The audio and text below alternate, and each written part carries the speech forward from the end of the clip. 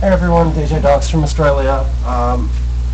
I received this neat little package in the mail about a week ago, and it's here in front of you. It's a DJ DAO FPS singles controller, and just like the real edition, a few people asked if I was going to review it, so I figured, hell, why not?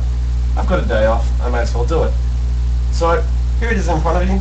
As you can see, next to a JKOC, it's a fair bit larger, and if you turn it on its side, it's a fair bit wider. So if someone's used to using a JKOC, then I'd highly recommend having something which is maybe a few inches lower to play on, because it will be slightly higher, and if you're comfortable with a certain height of playing, then yeah, it can be a little bit difficult to adjust. So I had to adjust my whole setup around this controller, which is why I'm now sitting on the floor as opposed to in a comfy chair. So aesthetically, the controller is nice. I mean, it's only one colour, which is a little bit disappointing, but fortunately for me, I like the black decals, I like the black aesthetics, so it's not really a problem. The turntable, though smaller, I really like the fact that DJ DAO has used the same material as he was using on the real edition, because I played on an old FP7, and the FP7 had this really strange, like a sleepy feeling turntable, like the old generation FP7. So it's really good to see that in the generations that have passed between when my friend's FP7 was made and now, he's made an effort to sort of further replicate the arcade controller, the turntable. So on top of that, I'll tell you the configuration. This is all default. The lights are all red, the turntable is blue, and the keys are DJ DAO custom, and the switches were Honeywell's, but I already had ordered some Omrons to bring home here in Japan, so I figured, why don't I just slap them into this controller? And I'm really glad I did it, because after pressing the Honeywell switches, you can actually hear they are a lot lighter, and I mean like a lot lighter than the Omron switches. The Omron switches have this nice little bit of feedback with them when you press them down. Like they spring up very nicely, whereas the Honeywell switches feel like the snotty nerd weak kid giving up with the instance of a conflict. Like it just shrivels and dies under the weight of your finger. So really happy I put them in there. So the feedback of these buttons are quite nice, but I did hear that the sound that they make is different to Sunless. So when you press them down, the click down doesn't have the same crispness to it that a Sunless does. And I've noticed that playing on the arcade and here, like comparatively, it sounds a lot flatter. It's got a deeper, sort of more ringing sound than the sharp click that you get from the Sunless. As well as that, the distance that the keys stick up is slightly more. So if you look on the side, the Sunless would be maybe, like a millimeter or so more higher. So obviously you don't get as much depression when you're pressing down on the keys. I'll light that up, just because everybody likes lights. It is one of the selling points of getting an ASC, just how pretty it looks when you're playing on it. Now, obviously no one actually looks when you're playing, but obviously it is nice to have the nice red LEDs flashing like that. I have had no problem with the LEDs on the real edition or this controller so far, so I can't really complain. Now, if I can find my Allen key, it's really easy to swap the player side on this. On the FP7, it was a massive hassle, but for this, it's just 4 screws in the corner for the faceplate, and all you need is an Allen key. Now, I'm a little bit disappointed that DAO hasn't included an Allen key with the rest of this, but I mean, it's just personal. I mean, if you're buying the controller for yourself, you're not going to just swap the faceplate. Now, on the inside, it looks a lot better than his previous controllers, like a lot better. I mean, he's actually insulated all of the points. He's got all of the wiring like neatly organized, whereas before it was just like a tangled mess. And the PCB's like sitting nicely on the faceplate there, so he's done a much better job in making the controller aesthetically pleasing inside and outside. As you can see here written down, there's two distances that you can set the controller. There's the KOC distance and the ASC distance. So all you have to do is unscrew these two screws here, move it forward, move it back to get the distance that you desire. And I mean, I'm pretty sure everybody is going to go with the AC distance, but just in case, you know, you want to be a scrub and just wrist scratch everything, you can go the KOC distance. Anyway, to flip the switch, the side, it's really easy. Just turn the keypad and then screw those screws back in. Now, personally, I choose only two screws just because I'm playing with and I'm changing this thing, you know, every second day, so there's no point in me having all the screws in. The reason why I do two instead of one is because if you have one in, it can still sort of jiggle about, and I want it to just stay flat the whole time. And there's something else I wanted to mention, which I can't remember, about the inside of this thing. Right, the screw holes. Now, DAO has actually put in screw holes, like actual bolts. I don't know what they're called. They're like inlaid metal screw sockets as opposed to just wood, because the original backing of these was just screwing into the plywood, and like if you tampered with your controller enough, you'd have this point where none of your screws would stay in. And my real edition, like, as much as you guys see me playing on it, like, it just has the back hanging off. Like, I cannot screw it in anymore.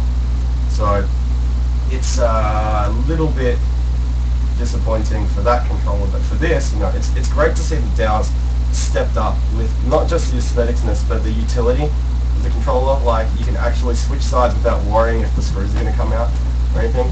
Now, as this is a new generation controller, there are all three inputs. There's the normal PlayStation input, there's the native USB, and there is the light switch, obviously. That's a little disappointing because I was expecting a parallel adapter, but I'm guessing now he'll go, oh, no, we have native USB, so you don't need parallel. But, I mean, native USB is a nice thing. It is a really nice thing. The only thing I don't like about it is his components for the native USB aren't top tier. I mean, they are better than pretty much every adapter that I've used, but it is inconsistent. And I've spoken to Krellian about this, I've spoken to Matt Phoenix about this. They both agree that the USB timing is just not up to par at the moment. It's the most disappointing thing about this controller. I mean, you've got all the aesthetics, which are great. You've got all of the functionality and, you know, the utilityness of turning it. But when it comes to playing it on BMS or HDDs or whatever you're using it for, it's not up to par when it comes to the USB.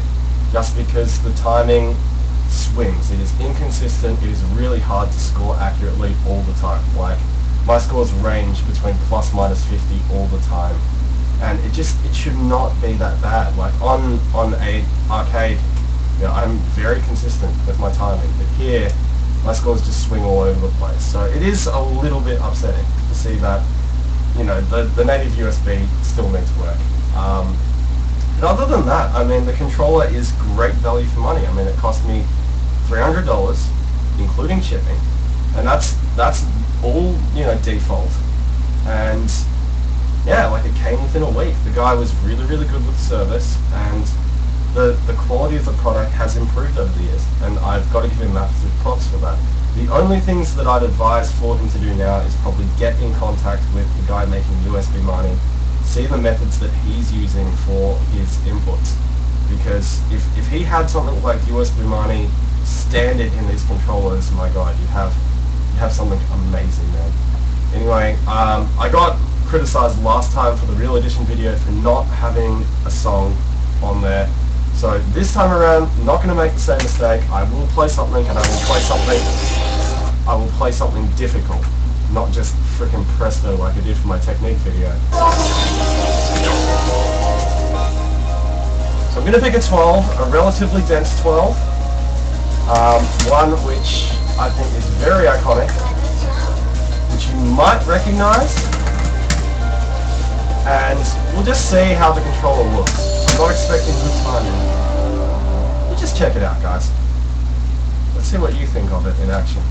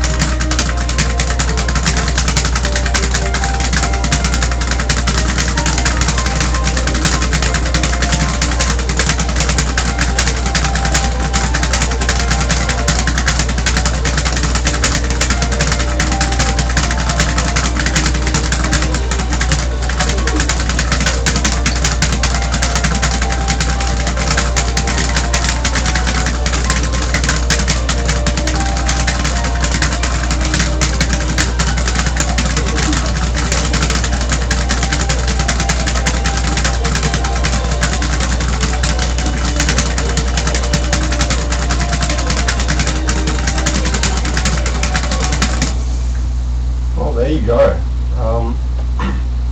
I will not mention how I did, because it was pretty piss poor. But as you can see, it works very, very well. So I don't know what else I can say about it. It's very light. It's very, like, for the size, you get a great arcade experience from it. And it's a great ASC. I think he's gone above and beyond what's to be expected for arcade style controllers. So that's it for now, guys. Thank you for watching. I stream with this controller almost daily. So if you do want to see it in action, just check me out at 2DX DARQs. Sorry, 2DX Dark with a Q on Twitch. And hopefully, yeah, I've convinced you that this controller isn't that bad. I mean, it's a high recommendation for me to get one of these, even over at KOC. So yeah, that's it for now. Thank you for watching, and I look forward to hearing your comments in the box below. So yeah, catch you later, guys.